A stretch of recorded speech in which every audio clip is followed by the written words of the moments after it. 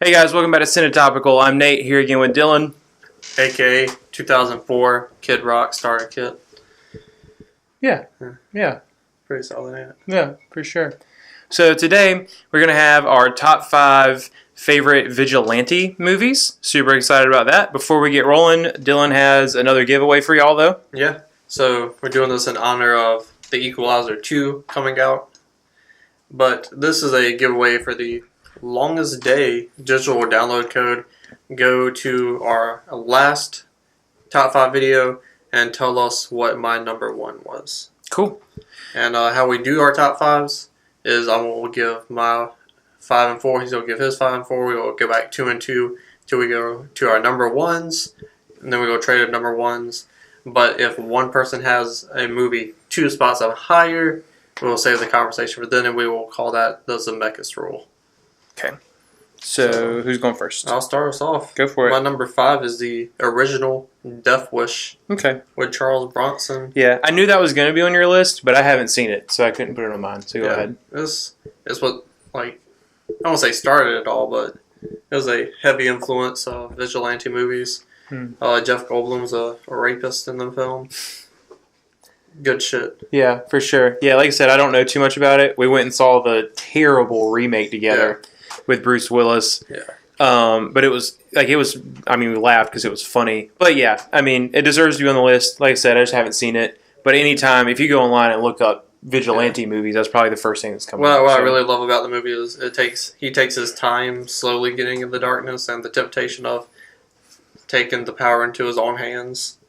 It's like a slow burn temptation. Cool. So that's my number 5. And number 4 is The Boondock Saints. Also haven't seen it. This movie is complete lunacy. It's one of those that came out after Pulp Fiction and Tarantino established his style, so it's kind of Tarantino-esque. And it's lunacy. Lunacy. General Shah.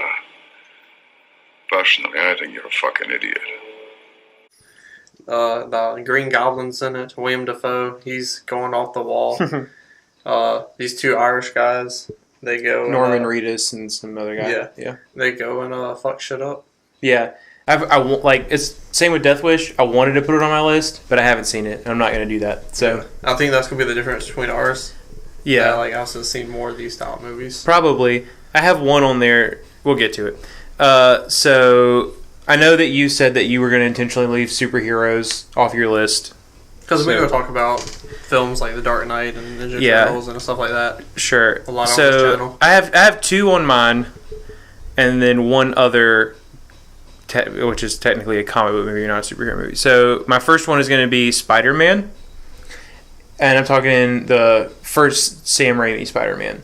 And the reason that I picked that one specifically, so any superhero is technically a vigilante, right? Because almost all of them are operating outside of the law to fight bad guys, right? But the reason I picked the first one is because out of the 3 Spider-Man universes we have, right? You get Uncle Ben, you get the origin story in 2 of them essentially, right? Yeah. Well, I picked the first one in Sam Raimi's trilogy because that first scene where he goes back and tracks down the dude that killed him. That's not the first scene, but yeah, I know what you're talking. Yeah, no, it was jeez. Attaboy. Yeah. So that first, not the first scene, but the first origin movie we get, you get to see him really experience that anger. So, and you get to see him wrestling with that whole it's Spider-Man, so great power, great responsibility, all that kind of stuff, right? Great responsibility, huh? Yeah. Sounds like it'd be a good name for a short film or something. Yeah. So that's why I picked that one, really just because of that scene alone, because I feel like there's more of a struggle within him deciding whether or not he should really go down this technically illegal path and and riding that edge of darkness, for sure. So getting real technical. Because my whole thing was the cops fuck with Spider-Man, you know? He's alright. Not everyone's on his side, though. The Daily Bugle spins him as a bad guy. It's your list. It's your list, your opinion. But a vigilante is anyone who operates outside the law. Yeah. And he does. He went and killed that dude. So, number 2 for me, I wrestled with this one. Or sorry, number Oh my God. The second one on my list. So number 4. As a scrub. I didn't want to put it on there honestly, but I started thinking about it, and then I felt like it kind of deserved it. So I'm going with the first Taken with Liam Neeson. Yeah, The only good one. yeah, and that's really what it was. Is like the second and third one were so meh to me. I almost just wanted to leave it off altogether. But I started thinking about it, and I was like, that first one, like, it really was pretty good, though, you know? And to my knowledge, I don't really remember him having any specific run-ins with the police where he has to, like, play stuff off, but he is definitely, like, vigilantizing all over Paris and, like, stuff. So, great action sequences. They're well shot, well choreographed. He's a badass in that movie, and it sucks that it went downhill from there, but that first Taken. It's, for me, like... And obviously it's your list and my lists are different. And how we think are different. And that's why you're watching for two different opinions. It's more of a revenge movie to me. Because like they specifically pissed him off by taking his daughter. He didn't release none of the other girls that were getting, like, you know what I'm saying? Well, I mean, he shut them down. Yeah, but I mean... More of a revenge film to me. He would have never did that if they didn't go out of his way. I would argue that his daughter. revenge is very often a driving force behind vigilantes. Yeah, you had Death Wish on there. Yeah, but he's killing tons of people. But revenge is still like not just the people that the driving force behind all of it. Yeah, for some, yes. That's why it's my number 5, not my number. Yeah, okay, what's your number 3? Number 3 is Gran Torino. You did have it on your list. Yeah, that's a great film. That's my number 3. Word. No, it's my number 2. So you go there and talk about it then. Yeah. Mm-hmm. This film is phenomenal. Yeah, so good. Clint Eastwood acting the fuck out of this movie. Yeah, kills it. And like a really important message underneath all this about racism, and he was a veteran and like the whole Asian clashing that they have, but then they become like family at the end. Yeah. And like he takes on this like Asian gang in the neighborhood that's bothering these people that he doesn't like. Yeah, for sure. Yeah, definitely. I love that movie. It's so good. That was I just remembered it right before we started filming and snuck it in there, and I was really glad that I did. Because I mean, a big thing for me in movies, regardless of the genre, is relationships. Like whether it's like any like person to person relationship. Such a good story. And just getting to watch those walls and those barriers break down between him and a specific people group, and him realize that like they're humans, Yeah, for sure. They have families and feelings, and all, so just to see like hard stone wall, like then he gives them the keys at the end. Yeah, so good. Yeah, for sure. And like the look on his granddaughter's face when she realizes that he gave the car to the little dude is good stuff. And like the way that he goes out on his own terms and all that just to save them. Yeah. Man, so good. And a different type of vigilante, Yeah. Yeah, for sure. My number 2 is Drive. Ryan Gosling's Drive.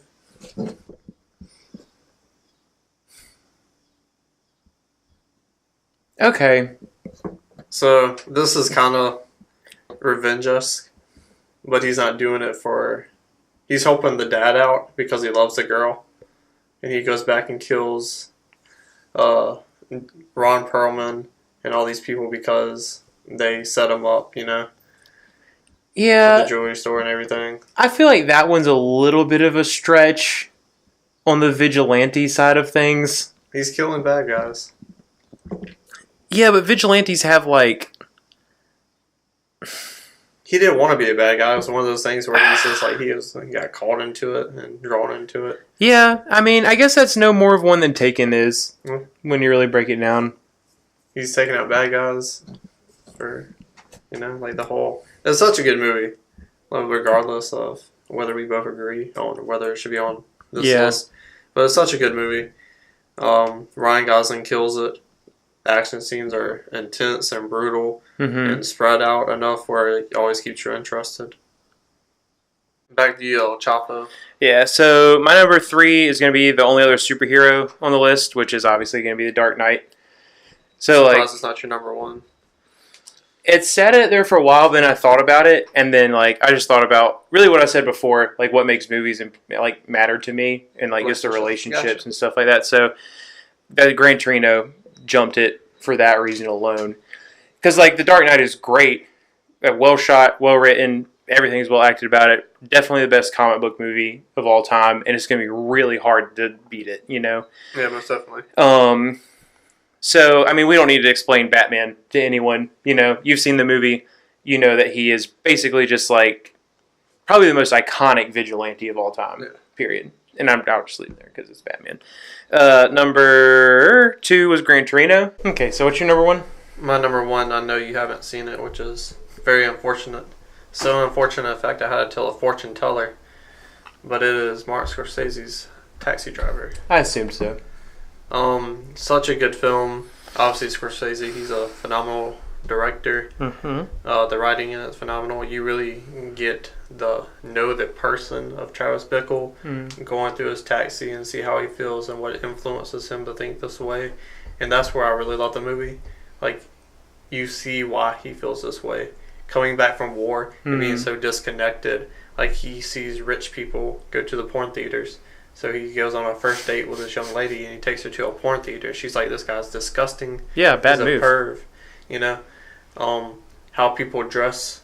He's dressed like an old American cowboy. He's in cowboy boots, button-up shirts, and stuff like that. Yeah. Just like very disconnected, and why he does what he does based on today's society after the war is phenomenal. It's a great portrayal and great character study of who Travis Bickle is. But at the end of the day, he's going around with guns and trying to kill politicians, which he doesn't succeed. Spoiler alert for you, sorry. He's shooting up robbers in convenience stores.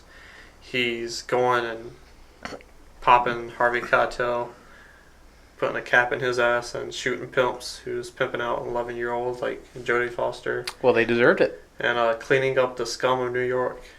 Yeah. So, like, hella iconic images from this movie. So good.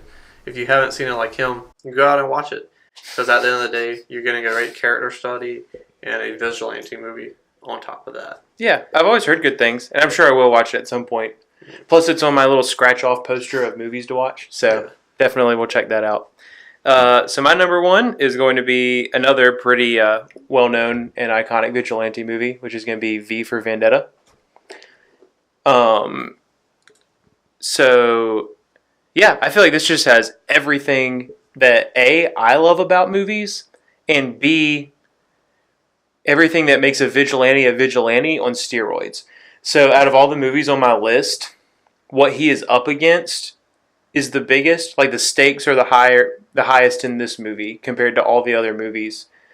Because, I mean, he's going up against an entire government, essentially, right? In this kind of dystopian future and all that kind of stuff. You get that interaction between him and Natalie Portman where it's like he 100% has feelings for her and you can tell, but he can't, like, let that compromise. Like, he's so devoted to what he's got going on. Plus, like, the movie's super stylistic. I love that. I love the way all the action shot. I love how, like, quippy and sarcastic and smooth V is. The Guy Fawkes mask, obviously, like, super iconic and everything now. And that dude just kicks ass and takes names and is completely outside of the law while doing it, but still very much so fighting for good, especially in this situation since, like, the law is also the evil. So, great job from Natalie Portman. Like, great job from everyone. I really dig it. So she's bald in that movie. She ends up bald in that movie. Yeah. On the 5th of November. Yeah. Remember. Yeah.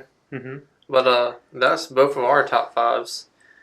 You got, I think this is a good video. You got a good mix. Like, you got some comic book movies, some graphic novels. Mine's more straightforward. We didn't have any Zemeckis's. No. Honestly, we could have did a whole video on comic book movies about vigilante justice comic book movies, which that might come up later on. Maybe. Throughout this YouTube thing. Yeah. But, yeah, remember about the code. Get in that contest. Mm-hmm. Like, subscribe, and comment, and we'll check you out later. All right.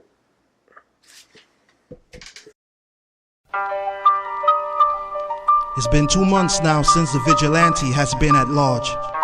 Nobody know who he is or where he came from. For a town that was once controlled by the street gangs, is now living in fear of one man. As of today, the number of murders committed by the vigilante